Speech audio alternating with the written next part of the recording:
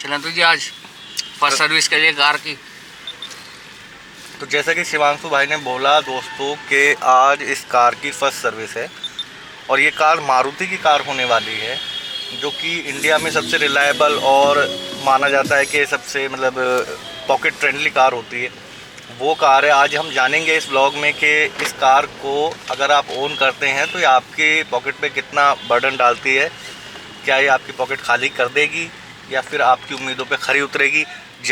तो शिवांशु भाई, मैं आपसे एक बात जानना चाहता हूँ कि ये गाड़ी आपने ख़रीदी तो क्यों ख़रीदी? पहला तो रीज़न ये बताइए कि ये गाड़ी क्यों ली आपने, मारुति की ये कार। मारुति की ये कार एक तो रिलायबल बहुत है, ऊपर से जो इस सेगमेंट में जो आती हैं कार, जैसे फॉर एग्जांपल आपका वैगनर हो गई है ना, या फिर कोई और कार हो गई है ना, उन सब में इतने ज़्यादा फीचर नहीं मिल रहे हैं जितने इसमें मिल रहे हैं। ऊपर से बिल्ड क्वालिटी बेटर लगी मुझे वैगनर से और ऑल्टो से, मतलब मेरी हाइट भी ठीक, यहाँ पे कोई लंबा आदमी बैठेगा तो उनको भी दिक्कत नहीं है बिल्कुल, और लेग रूम की भी दिक्कत नहीं है, और कार की बिल्ड क्वालिटी जैसे आप देख सकते हैं बेटर है।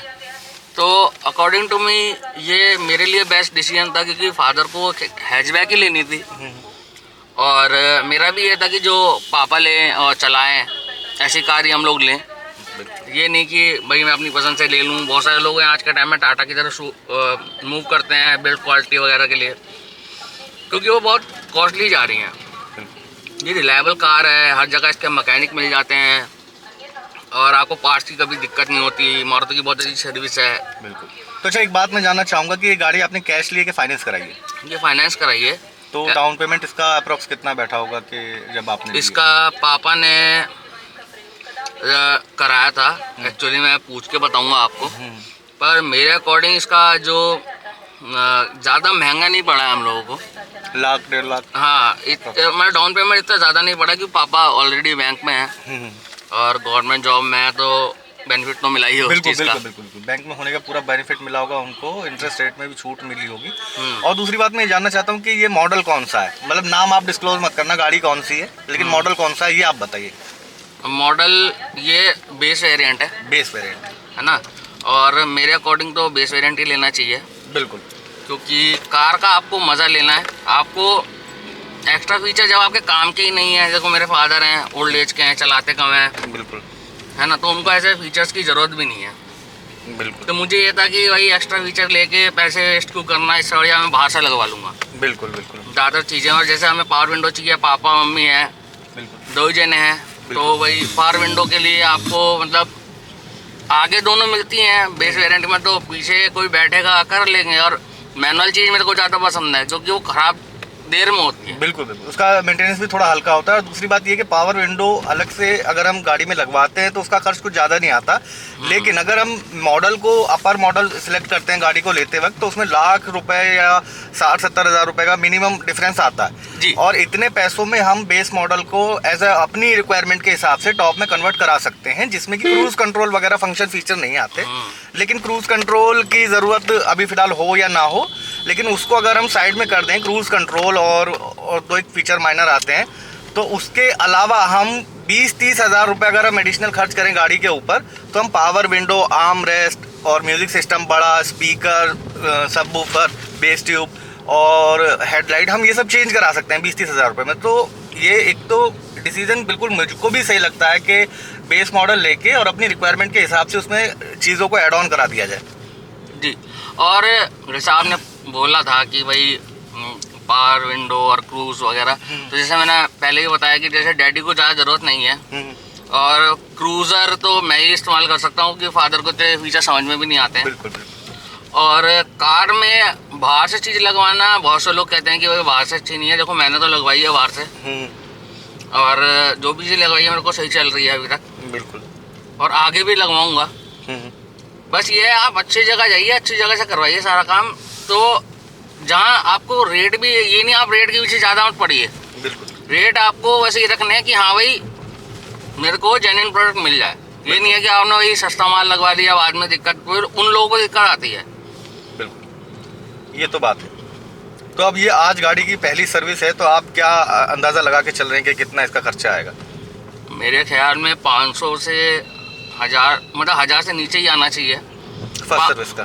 फर्स्ट सर्विस का। देखो ऐसा हो सकता है इंजन ऑयल महंगा हो, पर हाँ। बाकी चीज़ों में मेरे को नहीं लगता कि कोई ज़रूरत है। जैसे भी कंपनी फ्री देती है पहली तो, ठीक है ना, तो मुझे लगता नहीं है। बाकी आगे आप चलिए देखते हैं। तो बने रहना इस ब्लॉग में ये जानने के लिए कि गाड़ी कौन सी है। अभी भैया ने लिए नई परचेज की है बेस मॉडल, मारुति की कार है। तो आपको लोगो स्टीयरिंग पे दिख ही गया होगा, लेकिन है कौन सी कार ये हम रिवील करेंगे शोरूम पे पहुंचने के बाद। तो तब तक के लिए आप बने रहें व्लॉग में, देखते रहें कि आने वाले समय में अब जब आधे घंटे के बाद हम शोरूम पे पहुंच जाएंगे तो क्या खर्चा आता है इस गाड़ी का। अगर आप इस गाड़ी को प्लान कर रहे हैं लेने के लिए तो इस ब्लॉग को देखना ना भूलें, और जो आपके फ्रेंड्स वगैरह अगर प्लान कर रहे हैं तो उनको ये वीडियो शेयर कर देना। गाड़ी ज़्यादा इस्तेमाल कर रही है, कम है तो उसका चार्ज लगता है ना। हाँ, जो आप पार्ट डालें चेंज होगा, या पार्ट जो चेंज होगा, टॉप यदि अप होगा। टॉप अप होगा उसका चार्ज नहीं लगेगा। अच्छा, अदरवाइज कुछ आइटम वैसा नहीं लगेगा उसका चार्ज। फर्स्ट सेकंड सर्विस पे जैसे कि तुम्हारे शैम्पू चाहिए, शैम्पू वाटर बोतल में डलेंगे, तुम्हारे वाइपर पे चलेंगे, यहाँ पे सीधे ना बंद होंगे। ये तुम्हारे वाइपर हैं, ये जैसा घर्षण लगने के बाद उस पर स्मूथ चलेंगे, इसलिए चेंज करे जाते हैं। उसका पे तुम्हें देना होगा। हो गया चेकअप? 0 कह रहे हैं भैया, 0 चार्जेस। चलो बाकी देखते हैं क्या होता है।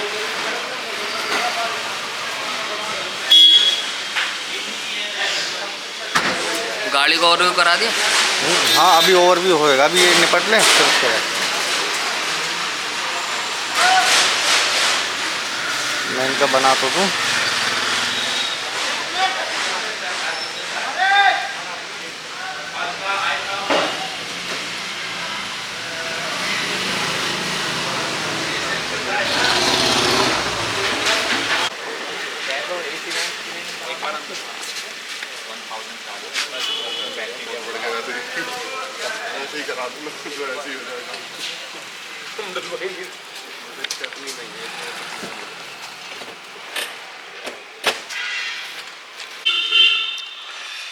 सो हेलो फ्रेंड्स, जैसे कि आप देख सकते हैं मैं नए व्लॉग में आपके सामने हाजिर हूँ। ये नया व्लॉग है एक गाड़ी का। मेरे फ्रेंड ने गाड़ी ली है जिसका नाम है इग्निस।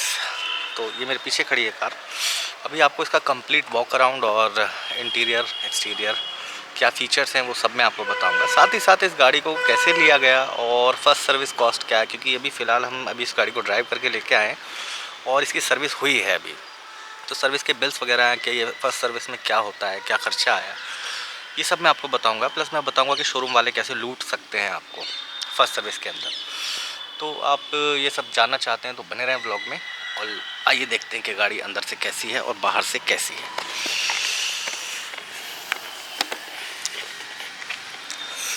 ये आप गाड़ी की देख रहे हैं कि फ्रंट लुक्स। इसमें जो मॉडल मेरे फ्रेंड ने ख़रीदा इसमें फॉग लैंप है और ये बेस वेरिएंट है मारुति इग्निस का। सामने से कुछ ऐसे दिखती है गाड़ी। और आइए अब देखते हैं इसकी साइड प्रोफाइल, किस साइड से गाड़ी देखने में कैसी है। साइड प्रोफाइल गाड़ी का कुछ इस तरीके का है और रेयर प्रोफाइल हम देखते हैं, फिर जानेंगे इसके फीचर कि इसमें हमको क्या क्या मिलता है अगर हम ये गाड़ी का ये वाला मॉडल लेते हैं तो। कुल मिला के गाड़ी ओवरऑल ठीक ठाक है।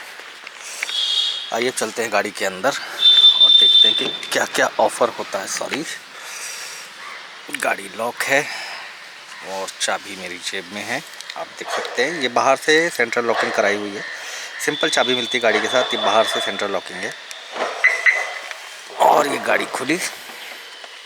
देखिए फर्स्ट ऑफ ऑल आप ये देखिए कि गाड़ी की जो ओपनिंग है वो एडिक्वेट है, मतलब कि ठीक ठाक वाइड ओपनिंग है गाड़ी की, जिसमें कि मुझे नहीं लगता कि आपको कभी कोई दिक्कत होगी अंदर जाने और बाहर आने में। सीट्स की कुशनिंग वगैरह अगर हम देखें, कुशनिंग भी ठीक ठाक है, बेहतर है। अभी मैंने हाल फिलहाल में टाटा पंच गाड़ी चला कर देखी थी तो उस तरीके का कुछ लगा था। ये देखिए, ये इधर अभी एक सेकेंड,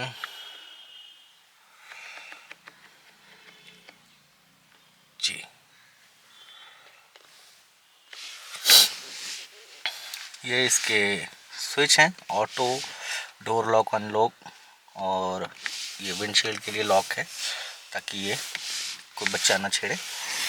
एसी है, स्टीयरिंग नॉर्मल है, कुछ इस तरीके का मिलता है इसका एमआईडी के साथ ये इंफोटेनमेंट सिस्टम, और सामने वाले दरवाजे में भी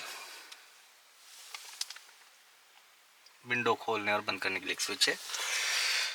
सेंट्रल कंसोल में इसमें एक बोतल होल्डर है, हीटर, एसी, यूएसबी चार्जर, और ठीक ठाक जगह है। गाड़ी अभी बिल्कुल नई है, और रियर साइड में एसी वेंट तो नहीं है इसके अंदर, लेकिन कप होल्डर दे रखा है। अब फ्रेंड्स, जैसे मैं इसमें गाड़ी में बैठा हूँ तो मैं देख पा रहा हूँ कि एक सेकेंड, हाँ जी, जैसे मैं इस गाड़ी में बैठा हूँ मैं देख पा रहा हूँ, मैंने गाड़ी चलाई भी, गाड़ी चलने में फ़िलहाल स्मूथ है।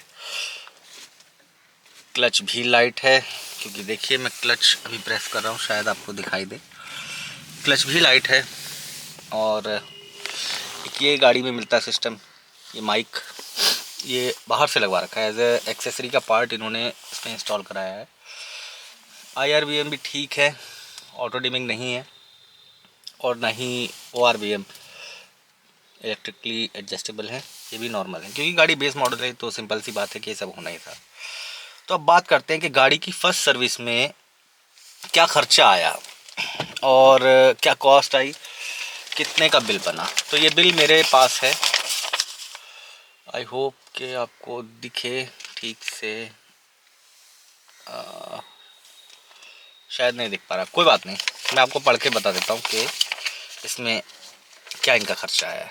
इनका खर्चा आया है इग्निस की first service base model, 0 rupees, बिल्कुल 0। इसमें कोई ख़र्चा नहीं आया, क्योंकि जो उन्होंने चीज़ें बताई थी कि लुब्रिकेशन करा लो, और लिक्विड रबर का आता था, बोल रहे थे कि क्या नाम, जो बैटरी के जो होते हैं ना, जो अटैच होते हैं, बैटरी की कैप्स वगैरह होते हैं, उसके अंदर बोले थे कि 3M की हम रबर की कोटिंग कर देंगे, जिससे कि बैटरी में कार्बन नहीं जमेगा, टर्मिनल जो बैटरी के होते हैं उसमें कार्बन नहीं जमेगा।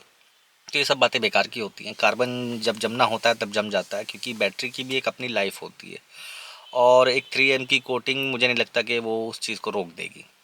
तो इसीलिए हमने उस चीज़ को कैंसिल करा दिया। फिर सेकंड थिंग, वो बोले कि नई गाड़ी में, अभी ये गाड़ी 100 किलोमीटर भी कंप्लीट नहीं किए, टोटल चली है ये 88 किलोमीटर्स।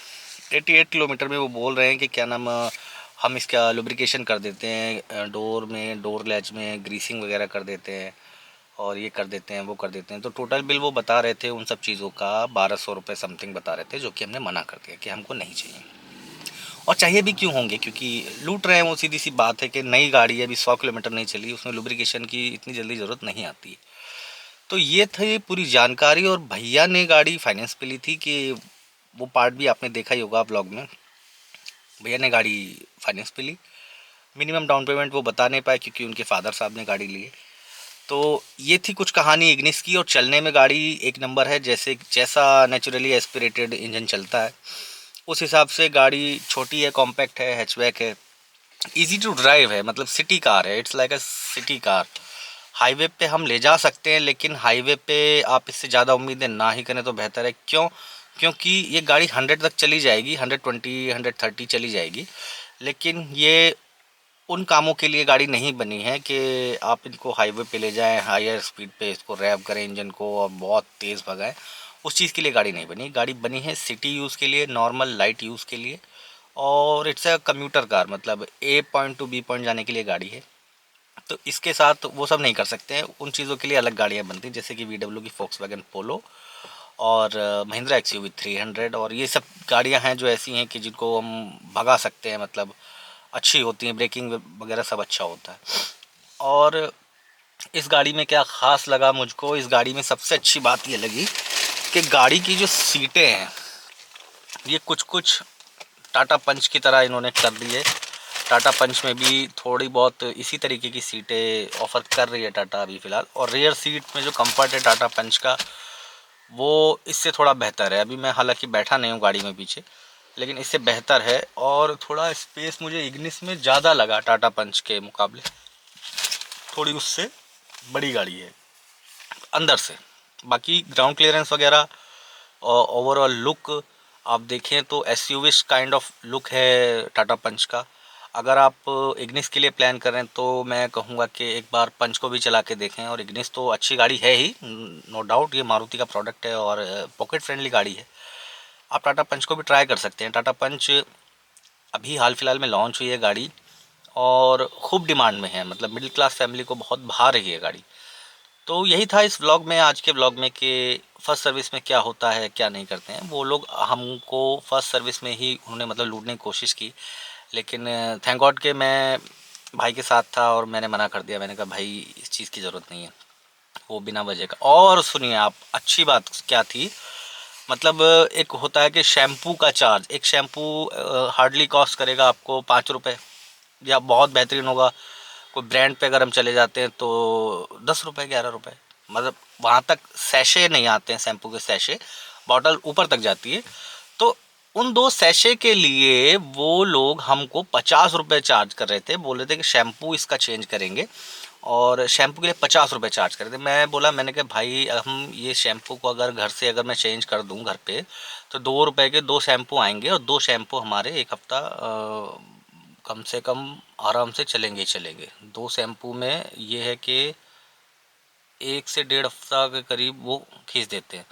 तो 2 शैम्पू काफ़ी काम कर देंगे मेरे हिसाब से। तो वर्थ नहीं रहा कि उसको 50 रुपये दे के वो करना कि शैम्पू चेंज कराना। 50 रुपये दे के शैम्पू चेंज कराना गाड़ी का कोई अक्लमंदी वाला बात नहीं थी। तो यही था आज के व्लॉग में। और इसी तरीके की इंटरेस्टिंग जानकारी के लिए, बजट में कैसे ट्रिप करते हैं और खाने में क्या, किस जगह पे क्या फ़ेमस है, उन सब चीज़ों को अगर जानना है, आपको एक्सप्लोर करना है, ऐसा कोई चैनल की तलाश में थे जहाँ पे आपको ऑटोमोबाइल और ट्रैवलिंग और फूड से रिलेटेड या फिर गैजेट, इन सब चीज़ से रिलेटेड, मतलब मेरा कहना है कि ये मेरा चैनल है गौरव सिनेमा के नाम से। और इस चैनल में आप अगर बने रहेंगे तो आपको मिलेंगी बहुत इम्पोर्टेंट जानकारियाँ जो कि शायद कहीं ना मिलें, वो भी एक ही चैनल के अंदर। क्योंकि मैं एक ही तरीके का कंटेंट नहीं बनाता हूँ, मैं अलग अलग टाइप का कंटेंट बनाता हूँ, सभी को नज़र में रखते हुए। तो मिलते हैं अगले व्लॉग में। Thank you so much. नमस्ते।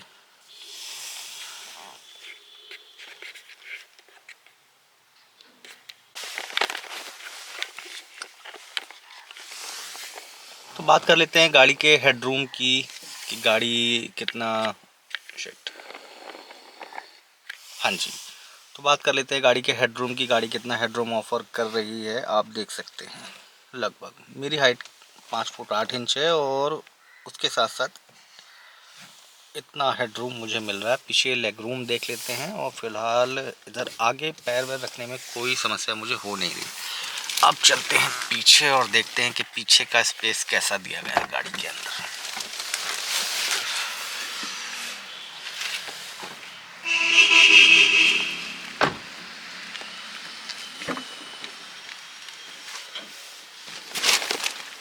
हाँ जी, तो आ चुके हैं हम गाड़ी की बैक प्रोफाइल में और आप देख सकते हैं वो आगे की सीट मेरी हाइट के अकॉर्डिंग एडजस्ट है और fair amount of leg space, इतना लेग स्पेस मुझे मिल रहा है।